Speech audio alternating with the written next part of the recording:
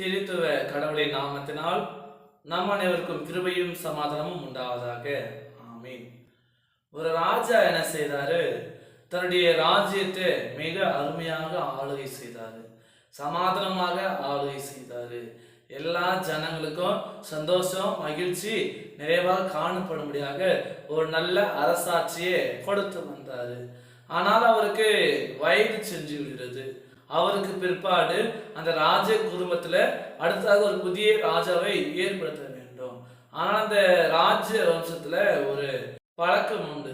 என்னவென்றால், யார் அடுத்த ராஜாவாக போகிறார்களோ அவர்களை காட்டில் உள்ள ஒரு மரத்தில் கட்டி விடுவார்கள். ஒருவேளை அந்த கட்டி வைக்கிற பொழுது ஏதாவது ஒரு ஆபத்து வந்தாக்கா அவர் என்ன செய்ய வேண்டுமா?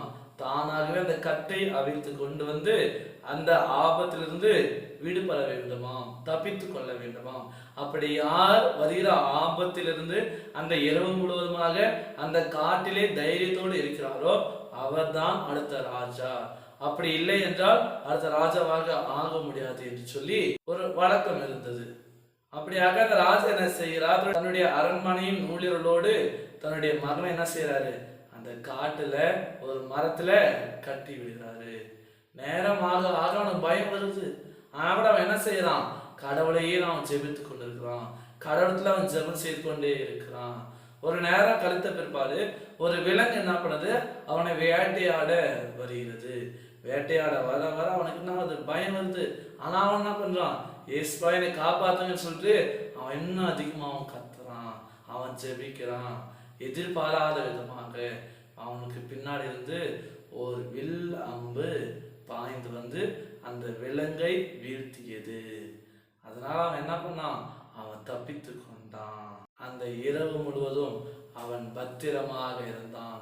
மறுநாள் காலையிலே அந்த ராஜாவும் தன்னுடைய பணியாளர்களோடு வந்து பார்க்கும் பொழுது தன்னுடைய மகன் அந்த இடத்துல பத்திரமாக இருந்ததை கண்டு அவனுக்கு ராஜ பதவியை கொடுத்தார்.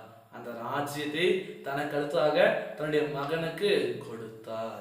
என கண்பானவர்களே, இன்றைக்கு நாம் கூட கடவுளத்துல நம்ம ஜெபிப்போம், கடவுளத்துல நாம் விசுவாசம் வைப்போம். நம்முடைய ஆபத்துல, நம்முடைய மோச நாசத்துல நாம் கடவுளை நோக்கி கூப்பிடுற பொழுது அவர் நமக்கு பாதுகாப்பு தருகிறார்.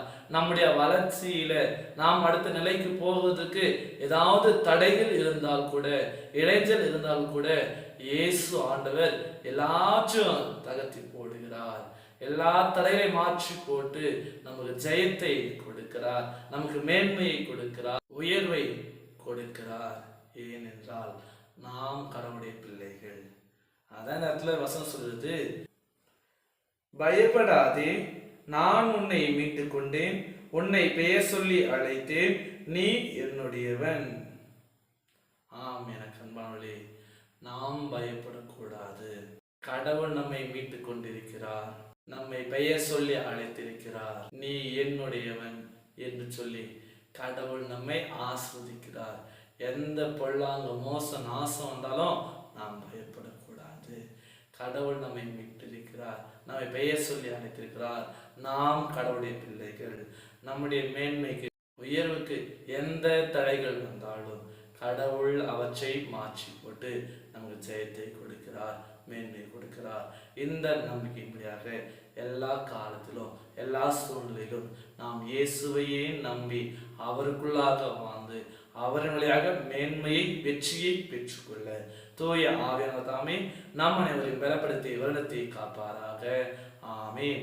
எல்லா புத்திக்கும் மேலான தெய்வீக சமாதானம் உங்கள் இருதயங்களையும் சிந்தனைகளையும் கிறிஸ்து இயேசுக்குள் காத்துக்கொள்வாராக. ஆமீன். கண்களை மூடி நாம் ஜெபிப்போம். எங்களுடைய ஆபத்து காலத்திலே எங்களுக்கு அனுகூல துணையாக இருக்கிற அன்பின் பிதாவே, இந்த ஆசீர்வாதமான நேரத்திற்காக நாங்கள் நன்றியோடு துதிக்கிறோம், போற்றுகிறோம். எவ்வளவோ ஆபத்துகள், மோச நாசங்கள் வந்து கொண்டிருக்கிறது.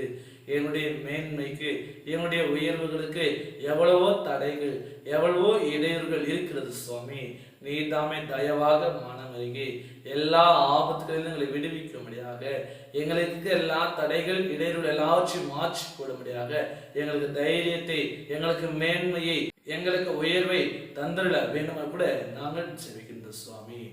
நாங்கள் உம்முடைய பிள்ளைகளாக உமக்குள்ளாக நாங்கள் நம்பிக்கை வைத்து உமக்குள்ளாக வாழும் பொழுது நீதாமே எங்களுக்கு துணைவராக இருந்து எல்லா சூழ்நிலையிலும் எங்களுக்கு மேன்மை தாரும். படிக்கிற படிப்பிலே கர்த்தர் ஆசீர்வதியும், செய்கிற வேலையை கர்த்தர் ஆசீர்வதியும், போகிற போக்கையும் வருகிற வரத்தையும் செய்கிற செயல்களை கர்த்தர் ஆசீர்வதியும். இந்த நாளிலே பிரதான கொண்டாடுகிற ஒவ்வொருவருக்காக நாம் ஜெபிக்கிறோம். நன்மையினாலும் கிருபையினாலும் நீதாமே இந்த புதிய ஆண்டை ஆஸ்வதிப்பீராக. அதே போல திருமண நாளை கொண்டாடுகிற ஒவ்வொரு தம்பதிகளுக்காக நாம் ஜெபிக்கிறோம். நீதாமே திருமண நாளை கொண்டாடுகிற ஒவ்வொரு தம்பதியரையும் ஆஸ்வதித்து குடும்ப வாழ்வை ஆஸ்வதித்து குடும்பத்திலே சந்தோஷம், ஐக்கியம், மகிழ்வு நிறைவாய் காணப்படுவதற்கு கர்த்தராமே அருள்பாவிக்க வேண்டும் கூட நாங்கள் ஜெபிக்கிறோம்.